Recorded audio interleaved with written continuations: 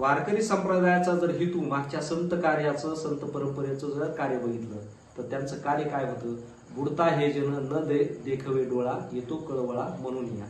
म्हणजे बुडणारा समाज आहे, मग तो व्यसनामध्ये असेल, अज्ञानामध्ये असेल, त्याला वरी काढणं आणि त्याला दिशा देणं, त्याला जगायला सन्मानानं म्हणजे जगण्याची दिशा देणं हे वारकरी संप्रदायाचं काम. आज तुम्ही काय करता?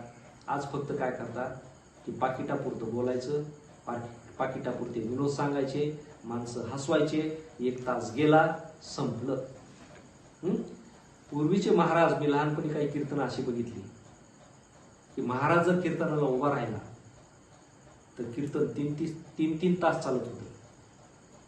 माणसं जागची हालत नव्हती. त्याचं कारण असं होतं की बोलणाऱ्याच्या काळजात, मनात आणि विचारात आणि त्याच्या प्रत्येक शब्दामध्ये पोट तिडीक होती. म्हणजे प्रत्येक शब्द बेंबीच्या देठापासून येतो. म्हणजे तुमचं किती प्रभावी हे महत्वाचं नाही, तुम्ही किती तळमळीनं आणि प्रामाणिकपणे सांगताय लोकांना, ती लोक काळजीपूर्वक ऐकतात आणि त्या वाटेवरती चालतात. जिथं तुम्ही लोकांना मनोरंजन करून आले तर लोक तुमचं त्याच पद्धतीने घेणार आहेत ना, टिंगल टवाळीमध्येच घेणार आहेत महाराज लोकांना. बरोबर आहे की नाही? तिथं मान नाही.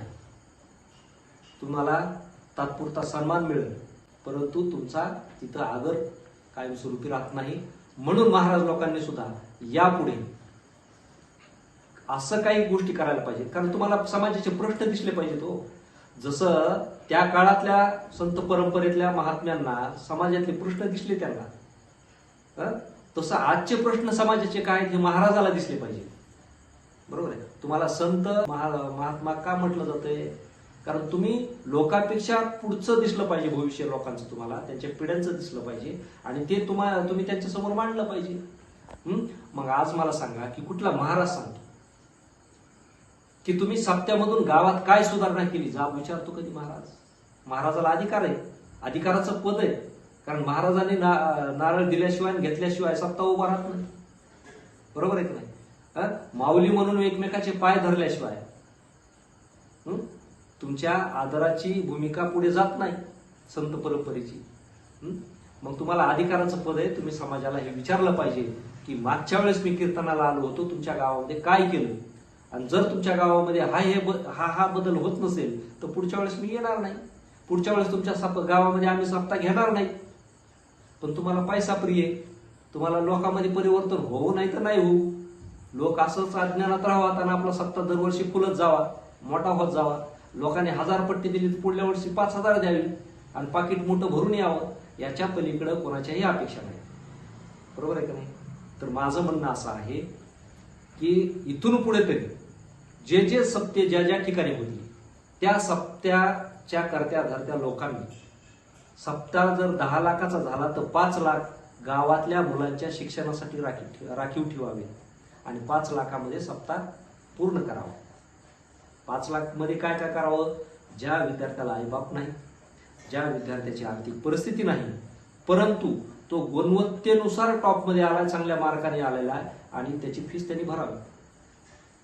जे पेमेंट शीटवर सेमीमध्ये इकडं तिकडं लागले त्याची नका बोलू, पण ज्याच्याकडे खरोखर त्यांनी गुणवत्ता सिद्ध केली गावातून त्याची फीस तुम्ही भरायला पाहिजे.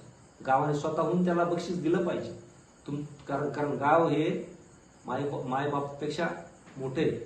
कारण ते पहिलं म्हणायचे गाव करील ते राव करणार नाही, म्हणजे राव पण गावाला दिलेले, मोठे पण गावाला दिलेले.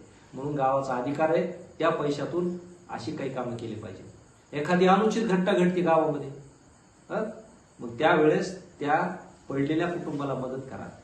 शिक्षण आणि सुखदुःखाच्या वेळेस तुमच्या गावाचा राखीव निधी असला पाहिजे. कारण काय होतं माहिती तुम्हाला सांगतो की तुम्ही प्रत्येक वेळी अर्थकारण करत गेले का नाही, त्यामध्ये भ्रष्टाचार मोठा होतो. मग तो भ्रष्टाचार वाढला नाही पाहिजे. तुमच्या संप्रदायामध्ये भ्रष्टाचाराला थारा नसला पाहिजे. बरोबर? तर त्याच्यावरती ह्या कीड नियंत्रणावरती तुम्ही फवारणी करा ना कधीतरी तुमच्या कीर्तनातून, बोला अधिकारानं. महाराजांनी ते केलं पाहिजे. आणि दुसरी गोष्ट, आता बरेचसे महाराज काय करतात माहिती का, की फार मोठं प्रस्त झालं की एखादं मंदिर मोठं बांधतात किंवा एखादा मठ बांधतात, एखादं संस्थान उभा करतात एखाद्या टेकडीवरती. म्हणजे कीर्तनाची त्यांची तारखा बंद झाल्या की उतारवयामध्ये आपली पेन्शन सुरू राहावा, त्या मंदिरात भाविक भक्तांनी यावा, दान दक्षिणा द्यावा, यासाठी पुढची सोय करून ठेवतात. माझं काहीच म्हणणं नाही.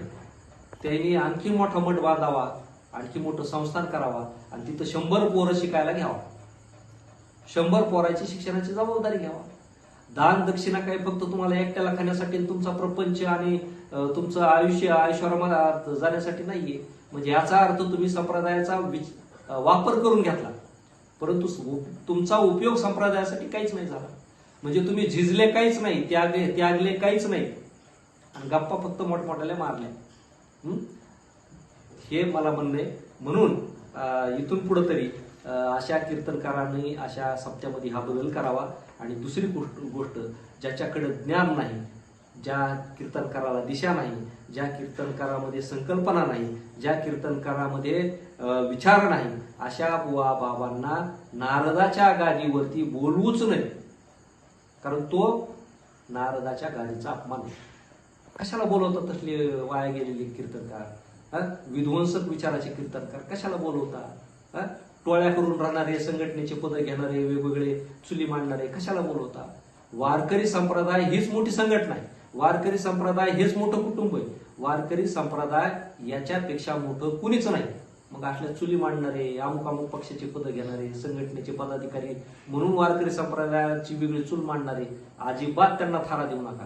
तो किती गिरेट असला ना, त्याला वाळीत टाका.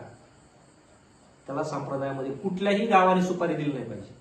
तुम्ही असं कठोर वागल्याशिवाय वारकरी संप्रदायामध्ये पावित्र्य येणार नाही. तर मग ही तुमची रामतीरी गंगा मैली असं संप्रदाय वाहत जाईल आणि त्या एक वेळ विनाश पावल, असं माझं म्हणणं आहे.